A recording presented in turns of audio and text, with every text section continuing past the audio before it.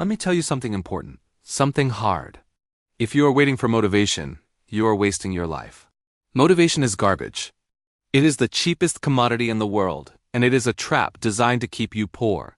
You wait for the feeling, you wait for the surge of energy, and then when it inevitably vanishes, you stop working. That is the poor mindset in action. The successful mindset, the mindset of the wealthy, relies on one single, unbreakable pillar: discipline. Discipline is showing up when you are tired, showing up when you are bored, showing up when you hate the work, because you understand that your future self depends entirely on the actions of your present self. You think motivation will get you out of bed at 5 a.m. to work on your business? Discipline will. You think motivation will keep you studying that new skill after a long day at a job you hate? Wrong. Discipline will. Motivation is a fleeting emotion. Discipline is a conscious choice. It is a promise you make to your future. Stop finding external explanations for why others succeed. Stop saying, "Oh, he got lucky," or "she has rich parents." All that energy spent justifying your mediocrity is energy stolen from your success.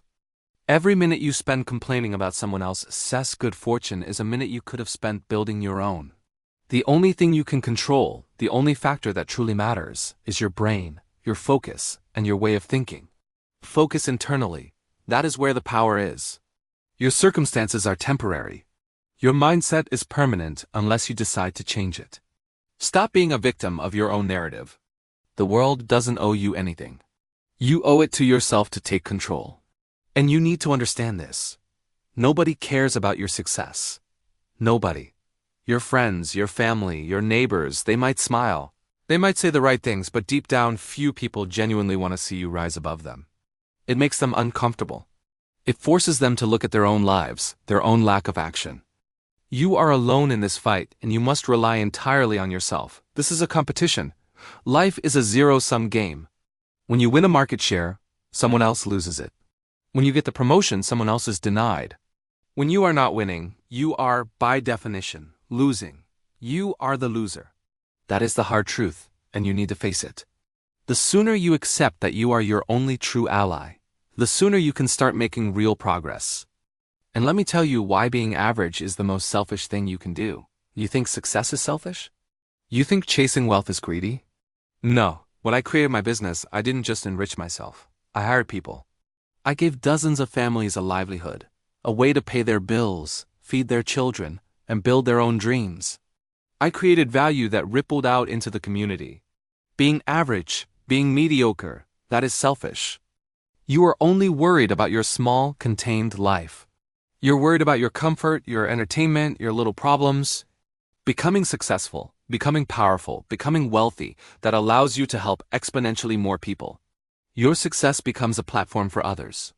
Your wealth can fund solutions, create opportunities, and change lives on a scale you can't even imagine right now. So don't let anyone tell you that ambition is a sin. The real sin is settling for less than you are capable of. My obsession with money started with a single, clear vision. I was working a miserable job, checking guests into an event, standing in the rain. And I watched the winners arrive in luxury cars, dressed impeccably, exuding confidence. They had everything I dreamed of. I had a choice then.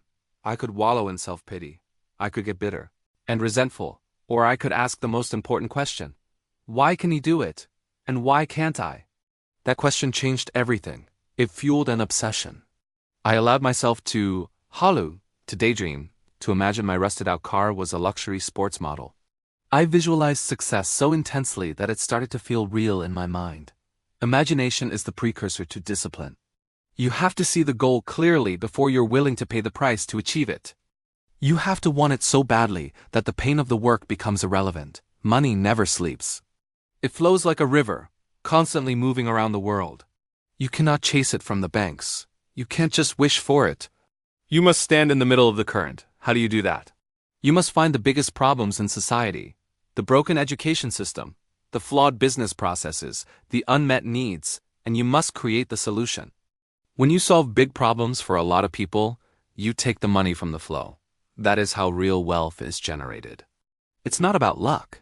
It's about value creation. Find a massive pain point and become the ultimate painkiller. The bigger the problem you solve, the bigger your reward. Now let's talk about emotion. Most people use their strong emotions, anger, frustration, heartbreak to self-destruct. They get angry and get into a fight. They get their heart broken and they drink, they party, they drive fast, they spiral. That is a waste of the purest, most powerful energy source you have. Anger is infinitely renewable. Think about it. It is the fuel of champions.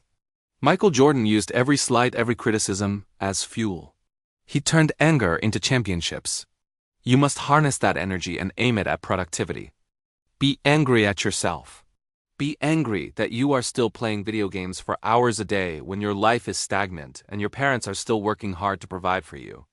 Be angry that you scroll endlessly on social media, watching other people live their lives while yours passes you by. Be angry that you lack the competence to learn the necessary skills to level up. That white-hot rage, controlled and channeled, will make you unstoppable. Use that fire to build your empire. Let it fuel your late nights studying, your early mornings working out, your relentless pursuit of your goals. Turn your frustration into focus. Turn your anger into action. And please, stop listening to the boomer platitudes. Stop saying, harder to dak de bawa mati wealth cannot be taken to the grave. It's a cope. It's an excuse for inaction. You only have 10 to 20 golden years, your 20s, your 30s to get rich, to build something, to enjoy the fruits of your labor, and most importantly, to honor your parents while they are still here. Do you want them to see you succeed, to give them a life of comfort and ease? Or do you want to wait until it's too late? With wealth, you can give back. You can create massive leverage and value for the world while you are alive.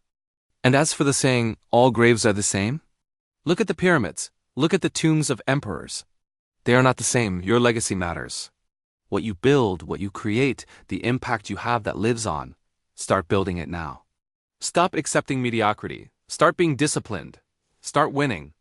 Thanks for listening. Be sure to follow for more truth you need to hear.